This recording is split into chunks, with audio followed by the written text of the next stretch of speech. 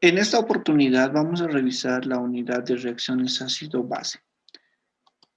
Cabe destacar que las reacciones ácido-base o llamadas también reacciones de neutralización, desde el punto de vista biológico se ven vinculadas al metabolismo intermedio de un organismo, donde se generan grandes cantidades de ácido y a su vez sustancias alcalinas. El equilibrio ácido-base permite que un organismo pueda llevar adelante su metabolismo para poder alcanzar puntos de homeostasis para poder tener un desenvolvimiento normal, ¿sí? También no solamente el, el pH está presente en organismos superiores, ¿no? También está presente en todos los organismos, como ser el ser humano, está también presente en los alimentos. Dentro de los alimentos juega un papel muy importante porque es un factor intrínseco el que permite y también inhibe el desarrollo de ciertos microorganismos y ciertas reacciones químicas. Sí, para ello vamos a primero dar un repaso, ¿no? De lo que hablan las teorías sobre cómo poder definir un ácido y cómo poder definir una base, ¿sí? Para ello tenemos tres postulados. Tenemos el postulado de Arrhenius, tenemos el postulado de Brewster-Lowry y tenemos el postulado de Lewis, ¿sí? Donde Arrhenius va a indicar de que un ácido, ¿sí? ¿Sí? Es toda sustancia en solución acuosa que produce iones hidrógeno. Y base, que es toda sustancia que en solución acuosa produce oxidrilos. Esa fue una de las primeras definiciones, ¿no? A ácido y base. Posteriormente, Brewster y Lowry indican que un ácido es un ion que cede un protón, ¿sí? Y que una base es un ion que acepta un protón. Sí, aquí podemos tener los ejemplos, ¿sí? Y también, pues, tenemos el postulado de Lewis, ¿no? Que dice que un ácido es una sustancia que acepta un par de electrones y se llama electrofilo. Y que una base es una sustancia, ¿sí? Es una sustancia que cede un par de electrones y se llama nucleófilo. Muy bien, entonces esas son las teorías sobre cómo definir un ácido y una base, ¿sí? La constante de disociación del agua da lugar a este estudio que es el potencial de hidrogeniones, ¿sí? Y debemos definir pH como potencial de hidrogeniones. Dentro de ello, la constante de disociación del agua es una de las propiedades más importantes del agua en su capacidad de funcionar como ácido y como base. Entonces, para ello podemos destacar la siguiente reacción. Podemos tener dos moléculas de agua, donde una molécula va a tener la función de ácido y la otra molécula la función de base, que van a dar lugar a un ácido conjugado y una base conjugada. Y entonces aquí podemos observar la reacción general de la disociación del agua, ¿sí?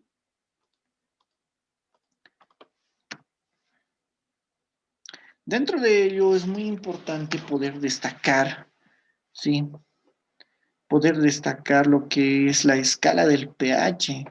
Primero, debemos definir que la escala del pH pues va a tener un rango, ¿no? Un rango que va a ir de 1 a 6, es el rango ácido. Sí, donde aquí tenemos algunos ejemplos, ¿no? Y esta imagen está sacada de la guía que se les ha proporcionado, donde podemos observar que la gran cantidad o la mayoría de los alimentos poseen justamente un pH ácido, ¿sí? Tenemos también dentro de la escala eh, un pH neutro que refiere a 7, ¿sí? Y vamos a tener, por otro lado, el pH que va de 7 para adelante hasta 14, que va a ser el pH alcalino. Y aquí hay un ejemplo muy interesante que podemos observar que la pasta dental posee un pH que va de 9,5 a 10 y eso tiene una finalidad, ¿sí? Bueno, como les había mencionado anteriormente, nosotros tenemos una dieta de alimentos ácidos, ¿sí? Los mismos que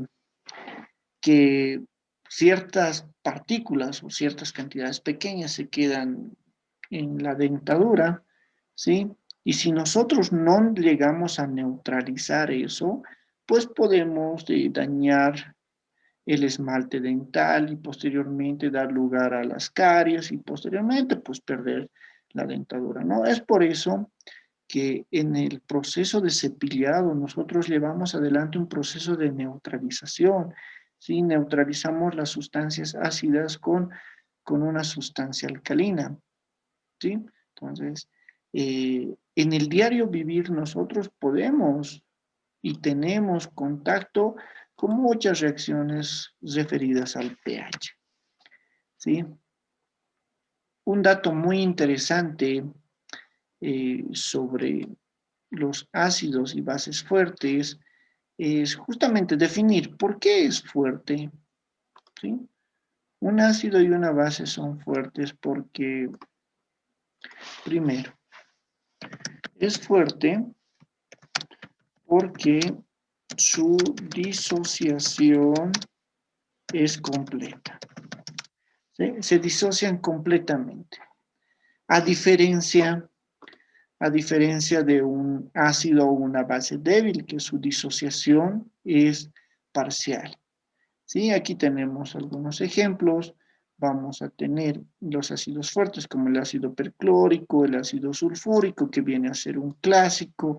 Otro clásico que sí o sí se ve casi en todos los laboratorios de química es el ácido clorhídrico, el ácido nítrico. ¿Sí? Estos son los más clásicos, más comunes, se puede decir. El sulfúrico, el clorhídrico y el nítrico. El perclórico también, de eso también depende la final del laboratorio de química, ¿no? Pero los demás no son muy frecuentemente utilizados para poder llevar adelante las reacciones, ¿sí? Por otro lado, también una base fuerte justamente igual va a tener una disociación completa, igual, lo mismo. Siempre van a existir sustancias, ¿no? Que se van a trabajar con más frecuencia en un laboratorio. Tenemos el hidróxido de sodio, el hidróxido de potasio, hasta el hidróxido de calcio y magnesio, ¿sí? Que son los más comúnmente utilizados en un laboratorio de química, ¿sí? Entonces, no olvidar este dato que es muy importante. Es fuerte porque se disocia completamente. En cambio, un ácido o una base débil es aquella sustancia que se disocia parcialmente. Esa es la diferencia entre fuerte y débil. Muy bien, perfecto.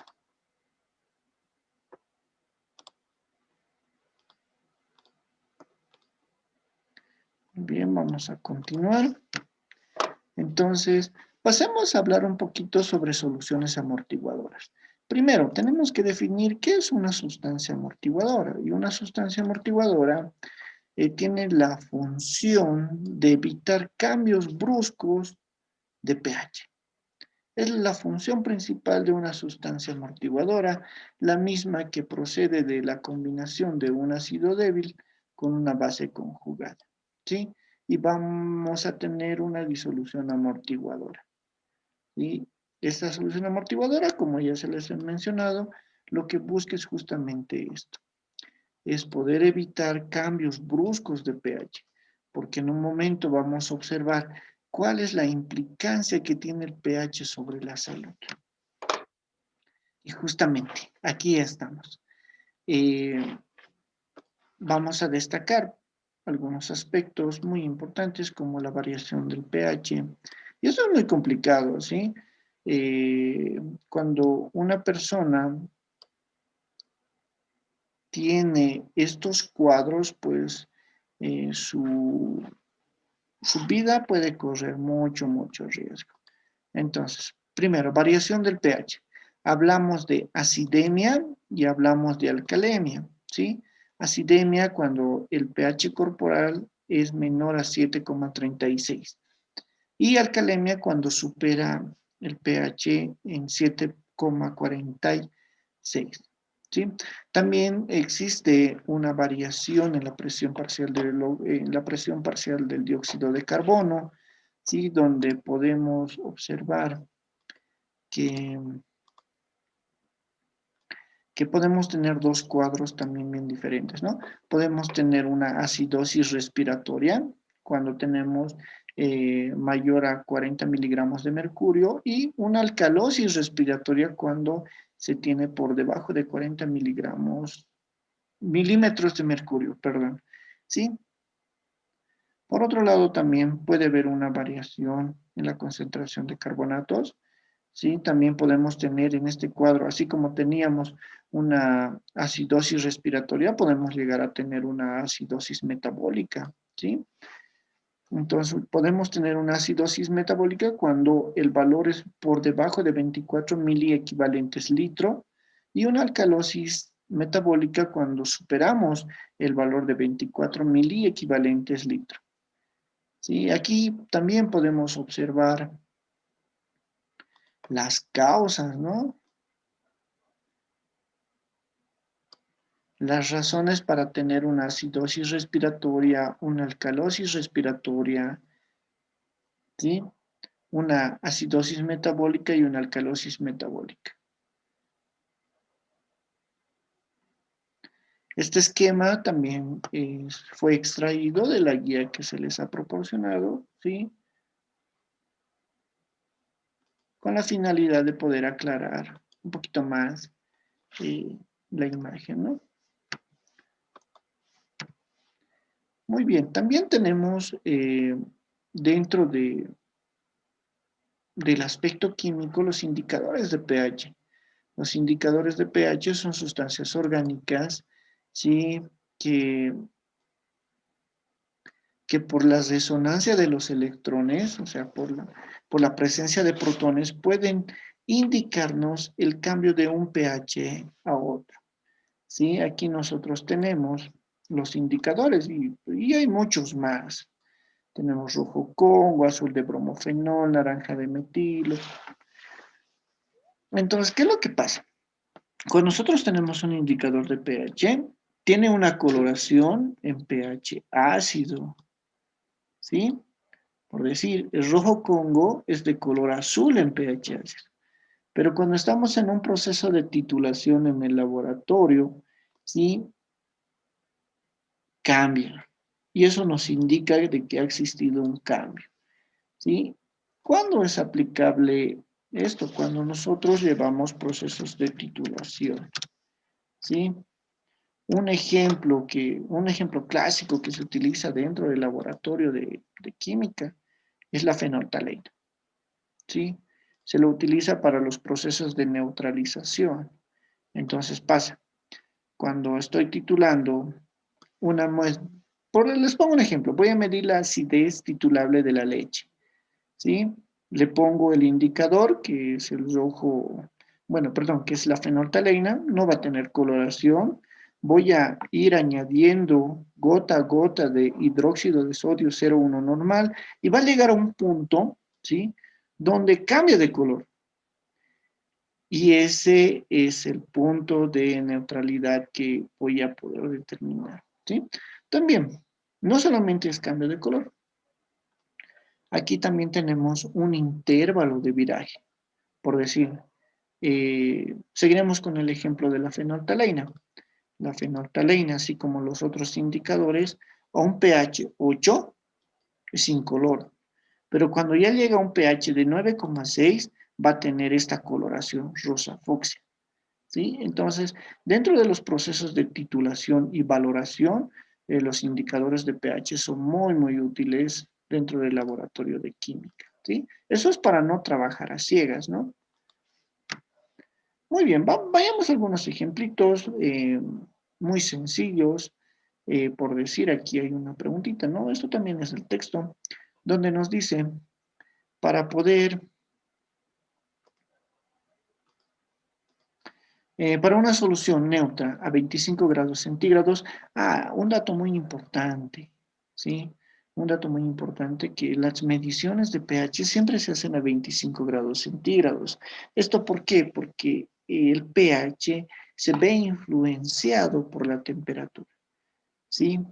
Esto es porque la temperatura puede incrementar la energía cinética de la solución acuosa y hacer que los hidrogeniones, ¿sí?, puedan, puedan subir de valor, ¿sí? A mayor temperatura puede existir un mayor pH, ¿sí? Entonces hay que tener cuidado con eso. Es por eso que siempre se indica a una temperatura de 25 grados centígrados como una temperatura estándar de trabajo, ¿sí? Dice, para una solución neutra a 25 grados centígrados, la concentración de iones hidrógeno es de 1,0 por 10 a la menos 9 molar.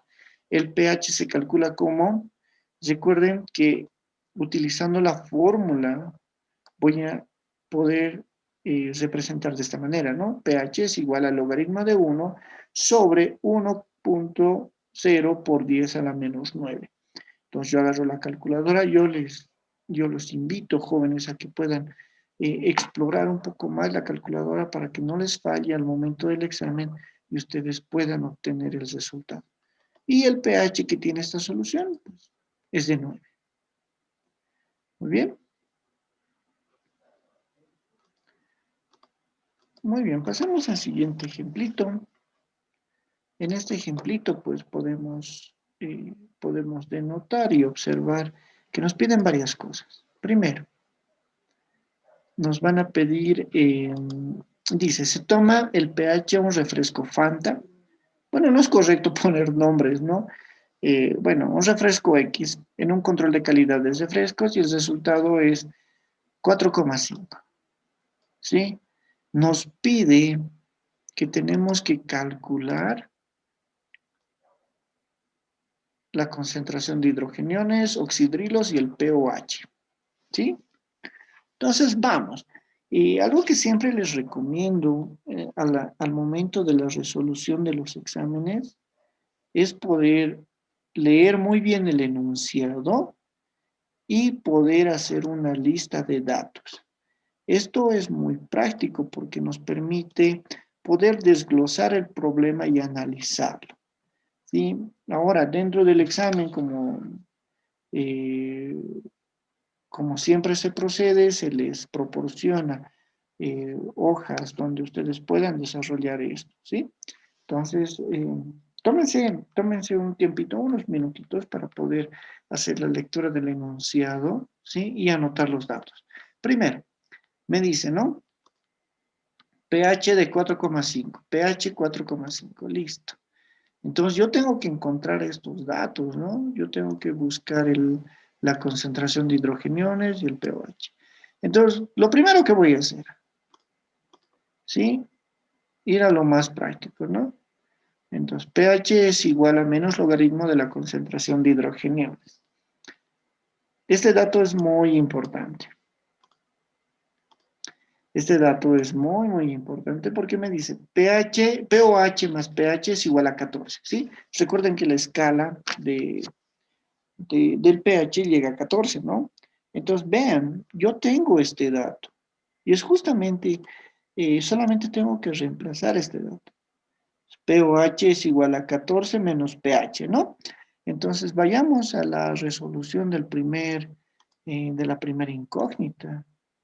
Vean que pOH va a ser 14 menos 4,5, de modo que voy a tener un valor de un pOH de 9,5. ¿Sí? ¿He llegado a responder un interrogante? Sí, listo, ya está pOH. Listo. La concentración de hidrogeniones es el antilogaritmo del pH, ¿no? Entonces, procedo. Igual, introduzco los datos en la calculadora, ¿sí? Y el antilogaritmo de menos 4,5 es 3,16 por 10 a la menos 5. Esa es la concentración de hidrógeno.